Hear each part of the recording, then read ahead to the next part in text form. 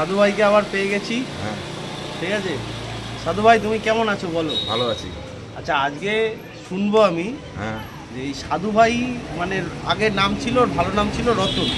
ঠিক আছে, তো রতন থেকে সাধু ভাই মানে সাধু হয়ে ওঠার নামটা শুনবো। মানে কে এটা, এই নামটা কে প্রথম বলেছিল?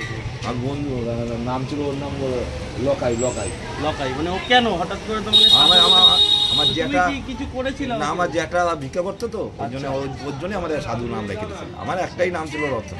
আচ্ছা, তোমার নাম ছিল রতন, সেখান থেকে সাধু নাম ওঠার এটাই একটা কারণ, তাই তো? তো তারপরে এটা মানে এটা কতদিন কত বছর আগে? এইটা অনেক ছোট, তখন বয়স কত বিয়ে? না অনেক বয়স, তখন তাও 12-13 বছর। সাধু ভাই কিন্তু একটা ভালো ফ্যামিলির একটা মেম্বার ছিল, ঠিক আছে, মানে ভালো ফ্যামিলি ছিল, বাট জানি না কেন ওর জীবনে অনেক মানে হঠাৎ করে ওর পুরো চেঞ্জ হয়ে গেছে, তাই তো? হ্যাঁ।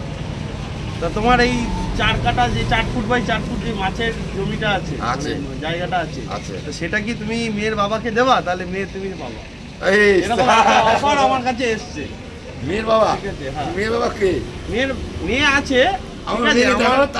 আমার একটা কমেন্ট এসেছে, দেখাও তারপরে তোমাকে যৌতুক দিয়ে বিয়ে করতে হবে। লোকে যৌতুক পায় আর তোমাকে যৌতুক দিতে হবে। রাখো ওনার মেয়ে, রাখো।